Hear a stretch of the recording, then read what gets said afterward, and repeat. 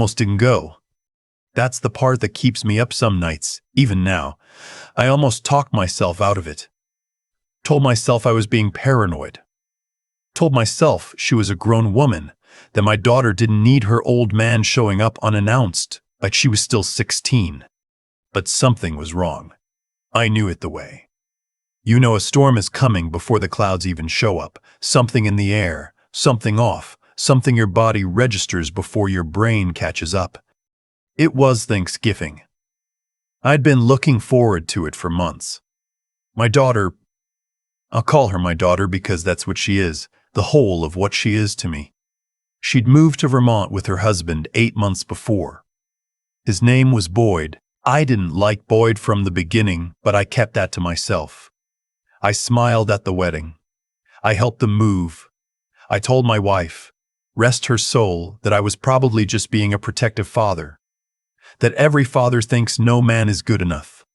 I was wrong to keep quiet. I know that now. The text came on the Wednesday before Thanksgiving. I was in the kitchen, had a pot of coffee going, was already thinking about the drive up. 6 hours. I didn't mind. I'd made longer drives for less reason. The text said, Dad, so sorry. Boyd's family is coming up last minute. It's going to be really crowded here. Maybe we do Christmas instead? I read it twice. Then I called her. It went to voicemail. I texted back, sweetheart, I drove 6 hours for your college graduation in a snowstorm. Crowd doesn't scare me. I'll sleep on the couch. No response for 4 hours. When she finally wrote back, it said, Dad, please.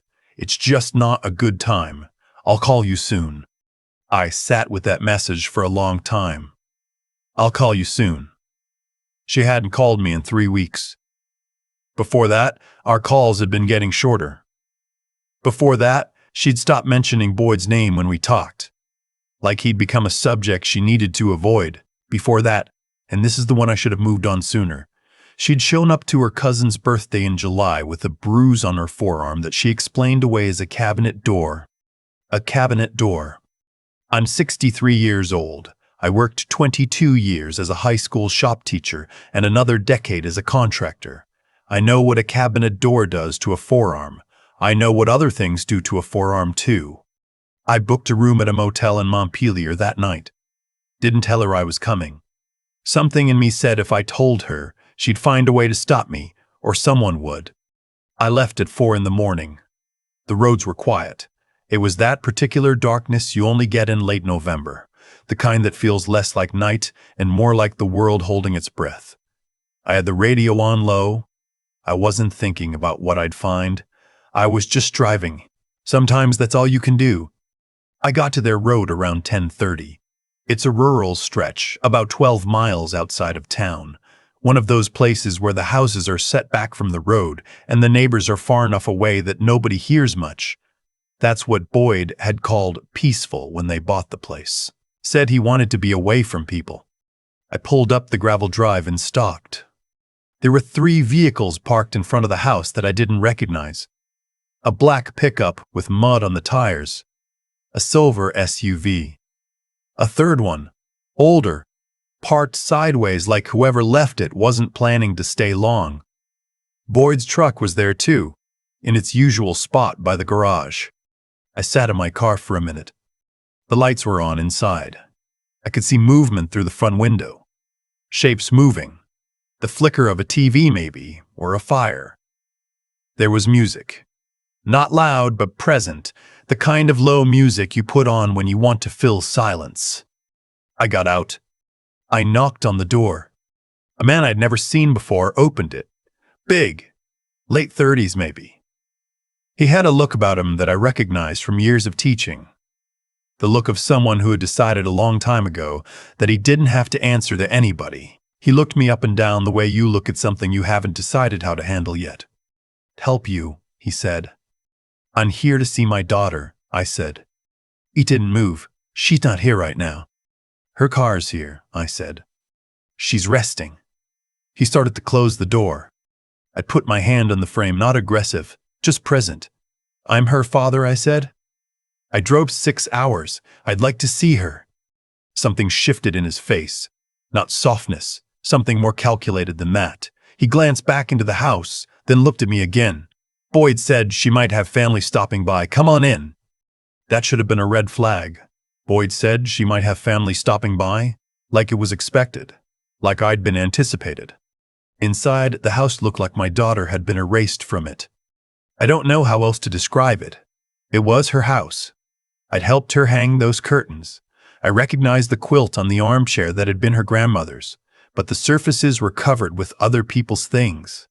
Bottles, jackets, a pair of boots by the door that were 4 sizes too big for her. There were 2 other men in the living room I'd never seen. One of them barely looked up. The other one watched me the whole time I was in there. The way you watch a door you're not sure is locked. Boyd came out of the kitchen. Boyd is 31. Lean, good-looking in a way that gets less impressive the longer you know him. He smiled when he saw me. The smile he always used. Wide, warm, nothing behind it. Hey, Walt. He used the nickname my daughter used for me, which he had never earned the right to use. Didn't know you were making the trip. Where is she? I said. She's upstairs, not feeling great. Stomach thing. Didn't want to spread it around with everyone here. He gestured at the other men like it was a normal Thanksgiving gathering, like this was all perfectly ordinary. You want coffee? We've got plenty of food going. I'd like to see my daughter, I said, right now. Something tightened around his eyes.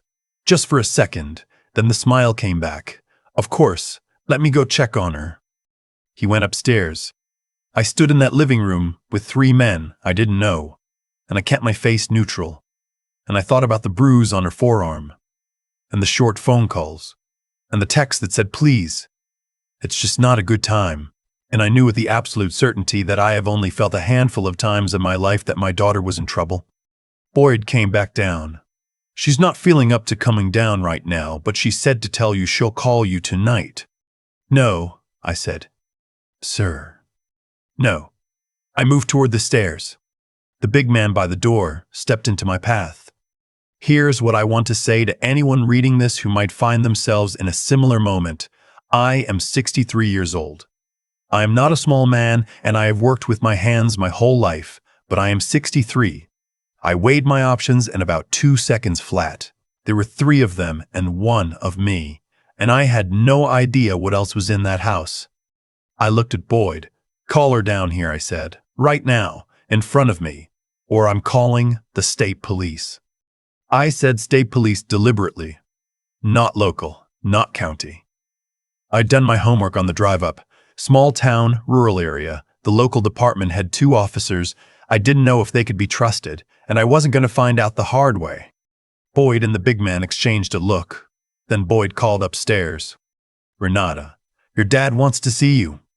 Silence. Then footsteps, slow, and my daughter appeared at the top of the stairs. I had to work very hard not to let my face show what I saw. She'd lost weight. She didn't have to lose. She was wearing long sleeves even though the house was warm. She was holding the railing. She looked at me, and her eyes, I know my daughter's eyes. I have known her eyes since she was 4 hours old. Her eyes were asking me something. They were asking me something that her mouth could not say in that room. Hey, Dad, she said. Her voice was steady. You really didn't have to drive all this way. I wanted to see you for the holiday, I said carefully. Why don't you come down and we'll sit together? She glanced at Boyd. One quick glance. He gave a smallest nod, like he was granting permission. She came downstairs. We sat together on the couch her grandmother's quilt was draped over. Boyd went back to the kitchen. The other men drifted. I had maybe 90 seconds before someone was close enough to hear us. I leaned toward her and I said very quietly, "Are you okay?" And she said, just as quietly, "Don't make a scene, Dad. Please. It'll be worse." 4 words. It'll be worse. 4 words that told me everything I needed to know. I sat there for another 2 hours. I ate a plate of food that someone handed me. I made small talk with Boyd about the house, about the property, about nothing. I watched my daughter move around that kitchen like a person who had forgotten how to take up space. She moved carefully, quietly, She checked where Boyd was before she said anything. She laughed at his jokes a half-beat later than normal, like she was monitoring whether she should. I know the signs. I should have seen them sooner. But I saw them now. When I said I was going to head to my motel before it got too dark, she walked me to my car. Boyd watched from the porch. She hugged me, and she held on a few seconds longer than usual and against my ear, so quietly I barely heard it. She said, "The pharmacy in town. Tomorrow morning, 9 o'clock. That was it. I drove to my motel. I didn't sleep. I sat in a chair by the window, and I thought about what I was dealing with, and I thought about what I could and couldn't do, and I called my son-in-law's full name and the town into a Google search, careful and methodical, the way I used to approach any project. Measure twice, cut once. What I found took me 2 hours to piece together. Boyd had a restraining order filed against him in another state, dropped before it went to court. There was a civil case, money-related. Names I didn't know. The men in the house. I couldn't identify them from the outside, but one of the vehicles was registered to an address 3 states away, which told me these weren't just Thanksgiving guests. I thought about the state police. I went back and forth on it all night. Here's the honest truth about why I didn't call that night. I didn't know what I had. A daughter who said it'll be worse, who hadn't let me see the extent of anything, who had asked me specifically to meet her in the morning. If I called the police that night with what I had, an uncomfortable Thanksgiving, a vague feeling, a 4-word whisper, they'd come out. Boyd would smile and explain. My daughter would say everything was fine, and I'd be sent home, and then it would be worse. She'd told me that herself. So I waited. 9 o'clock. The pharmacy was a small, independent place on the main street, the kind that still has a soda counter in the back. I was there at 8:45. I got a coffee. I sat where I could see the door. She walked in at 9:02, alone. She looked like she'd been awake all night too. She sat down across from me and she looked at the door, and then she looked at her hands on the table. Then she told me. It had started small, the way these things apparently do. Controlling which friends she saw. Then her phone. He put something on it, software, she didn't know exactly what, but she'd seen him checking it. Then the money. He'd moved everything into accounts she couldn't access. She'd been working part-time at a small business in town. He'd made her quit, told her the commute was affecting her health. She had no income, no access to their accounts, no phone she trusted. She'd been alone in that house with him and whoever he brought around for the better part of 4 months. The men in the house. Boyd's brother was one of them. The others she didn't know well, but they came and went. She'd heard them talking about things she didn't understand, transactions, numbers. She didn't ask questions. She learned not to ask questions.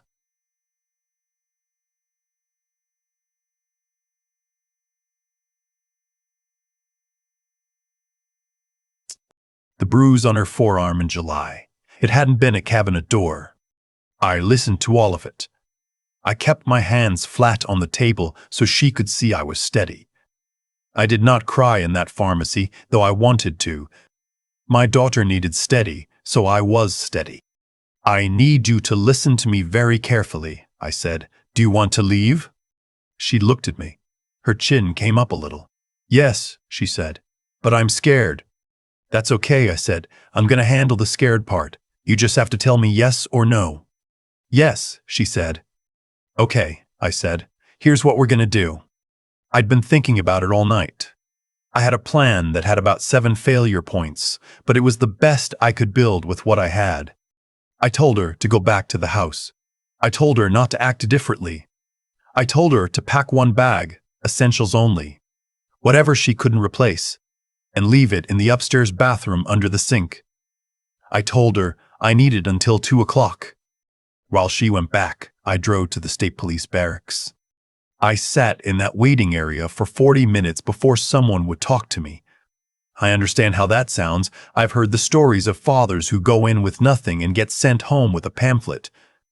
But I had printed out what I'd found the night before. I had dates. I had the name Boyd had used in the restraining order filing. I had the license plate of the vehicle registered 3 states away. I had my daughter's own words, which I'd typed up at the motel on my phone and emailed to myself, so I'd have a timestamp. The trooper who finally sat with me, she was maybe 30, serious, the kind of person who has heard too many of these and still listens like it's the first time. She read through what I handed her. She asked me questions. Good questions. Specific questions. She said she couldn't go to the house and what I had alone. But she could send a welfare check. She could be present for it. She told me that if my daughter said she wanted to leave, they could help facilitate that. She told me there were protocols. I said I understood. I said I'd be there. We agreed on 2 o'clock. I drove back to the property at 1:50 and parked on the road. 2 state police cruisers came at 2 on the dot. I will tell you that was the longest drive of my life. Those 12 miles back out on that rural road, knowing what I was about to walk into. Boyd answered the door. His face when he saw the uniforms was something I will remember for a long time. Not surprise, something past surprise, something recalculating. The trooper asked to speak with my daughter. Boyd said she was resting. The trooper said she understood, but they needed to speak with her directly, and could he please ask her to come to the door. There was a long moment. One of those moments where you can feel every possible version of the next 10 seconds stacked on top of each other. Boyd called her name. She came down the stairs with the bag. Boyd started to say something. The trooper stepped between them. Not dramatically, just professionally, solidly, the way someone does when they've done it before. "Sir, we're just going to have a conversation," she said. "You can wait here." My daughter walked out the front door with her bag, and she stood next to me in that cold November air, and I put my hand on her shoulder and I felt her whole body exhale. It wasn't over that day. I want to be honest about that because I don't want this to be one of those stories where the cavalry comes and everything is immediately fine. It wasn't fine for a while. There were legal pieces. There was a protective order, which took longer than it should have. There was an investigation into Boyd's associates and the vehicle from out of state. I won't say what that turned up because it's still working its way through the courts, but it was not nothing. It was not a few friends over for the holiday. My daughter stayed with me. She slept in the room that used to be hers. The one I'd never changed. The one that still had her track ribbons on the wall from high school. She slept for about 11 hours the first night. The Friday after Thanksgiving, I made a turkey. A day late, $1 short, as my wife used to say. My daughter came downstairs in her old bathrobe that had been hanging on the back of the door for 3 years, and she sat at the kitchen counter and peeled potatoes, and we talked about nothing for a while. The weather.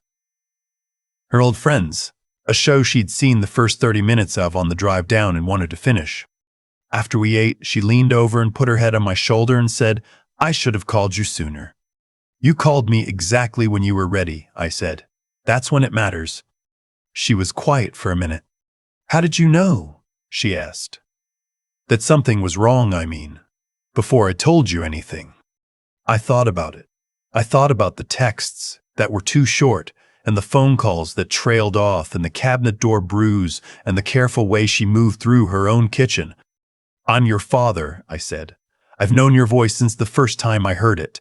I know when it's off." She nodded, like that made sense to her. And I think it did. The protective order came through 6 weeks later. Boyd's brother was charged. The others, I don't know the full picture yet, and maybe I never will. My daughter has a new phone, a new number, a new job at a firm 40 minutes from my house where she drives herself every morning. She has a therapist she likes. She went back to calling me on Sunday nights the way we used to before all of this. Last month she brought over a pie she'd made herself. Sat at my kitchen table and we watched a football game we both mostly ignored. She laughed at something I said. Really laughed, not the half-beat too late laugh I'd seen in that house. And I thought, there you are. There she is. I think about the men who told me she was resting. She wasn't feeling well. It wasn't a good time. Come back later. I think about how close I came to getting back in my car and driving home and waiting for a phone call that might not have come for months, or longer, or ever. I didn't get back in the car. That's the part I hold on to. When everything else about those months is hard to sit with, and some of it still is, I hold on to that one thing. I didn't believe the text. I didn't get back in the car. I drove to Vermont on Thanksgiving week for a daughter who told me not to come because I am her father and something in me knew. Some things you just know. I keep coming back to that Wednesday morning in my kitchen, the coffee going, the drive already planned in my head, and then that text on my phone. Maybe we do Christmas instead. I almost said okay. I almost told myself she was a grown woman who knew her own life. That's the thing about doing the right thing. It rarely announces itself. It usually shows up looking like inconvenience, like an early morning drive in November dark, like being the difficult one, the paranoid one, the father who can't let go. I was willing to be all of those things, and I'm grateful every single day that I was. What happened to my daughter didn't happen overnight. Boyd didn't walk into her life and immediately show her who he was. It came in layers, the way it apparently always does. A little more control here, a little less freedom there, until the woman who used to call me every Sunday night was sending 3-word texts and flinching before she laughed. The conditions for what I found that Thanksgiving were built slowly, over months, by a man who understood exactly what he was doing. I think about that cause and effect a lot. Every choice has a next thing. Boyd's choices built a situation. My daughter's silence, which I understand now as survival, not weakness, shaped what I walked into. And my choice to get in that car and drive anyway changed where the whole thing ended up. Nothing about those 2 days was random. It was all downstream of decisions, stacked one on top of another. What got her out was 3 things working together, and I've thought about them enough that I can name them clearly now. The first was doing right by someone even when it costs you something. I could have protected my own comfort, stayed home, told myself it wasn't my place, but something in me knew that loving a person means you show up when they've stopped asking you to. Because sometimes that's exactly when they need you most. You don't stop being someone's father because they're 30 years old. The second was thinking clearly under pressure. The night in that motel room, I didn't panic. I researched. I printed things out. I built a case from what I had. I thought about what a late-night police call might do versus a planned welfare check the next afternoon. I thought about my daughter's words. It'll be worse, and I let those words inform my strategy instead of just my fear. Emotion is real information, but it's not a plan. You need both. The third was not stopping. Boyd's brother blocking the door. Boyd's smile. The trooper telling me she couldn't move on what I had alone. Every one of those moments was a place I could have quit. I didn't quit, not because I'm exceptional. I'm a retired shop teacher from a small town, but because I decided before I got there that I wasn't leaving without seeing my daughter with my own eyes. I held that decision through every obstacle. That's the only kind of courage I know how to describe. Just not stopping when stopping would be easier. Renata had that same quality in her, underneath everything Boyd had tried to bury. She planned the pharmacy. She said yes when I asked. She walked down those stairs with her bag. She did the hard part too. She's okay now, more than okay most days, and I think about what would have happened to the version of this story where I texted back sounds good, we'll do Christmas, and turned off my phone. I don't let myself stay in that version long.